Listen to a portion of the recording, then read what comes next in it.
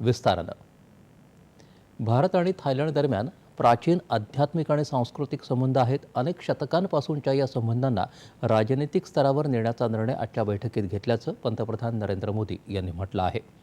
पंतप्रधान मोदी आणि थायलंडच्या पंतप्रधान पेंटोंगटान शिनावात्रा यांच्यातल्या बैठकीनंतर झालेल्या संयुक्त पत्रकार परिषदेत ते बोलत होते।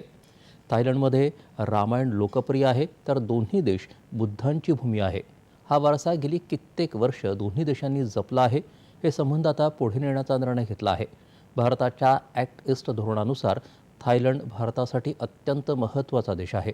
हिंद महासागर परिसराच्या संरक्षणासाठी दोन्ही देश कटिबद्ध आहेत।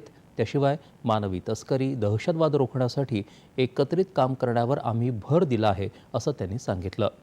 दोन्ही देशांदरम्यान MSME, फिनटेक तंत्रज्ञान अशा 6 करारांवर स्वाक्षऱ्या झाल्याची माहिती त्यांनी दिली।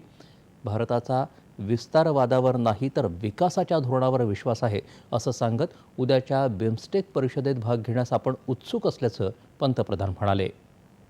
भारतीयों को वापस भारत भेजने में थाईलैंड सरकार से मिले सहयोग के लिए हमने थाईलैंड सरकार का आभार प्रकट किया। हम सहमत हैं कि हमारी एजेंसीज ह्यूमन ट्रैफिकिंग और इलीगल माइग्रेशन के खिलाफ एकजुट होकर काम करेगी।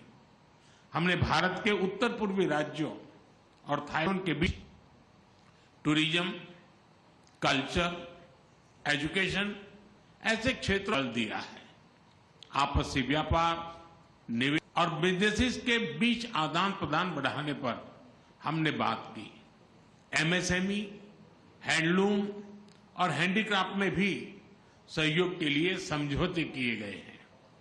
Renewable energy, digital technology, e-vehicle, robotics, space, biotechnology और स्टार्टअप में सहयोग को बढ़ाने का हमने निर्णय लिया है।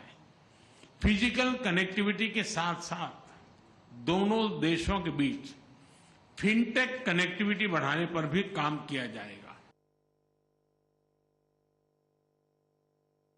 यावेळी थायलंडकडून पंतप्रधानांना गौतम बुद्धांच्या त्रिपिटकांची प्रतिकृती भेट देण्यात आली।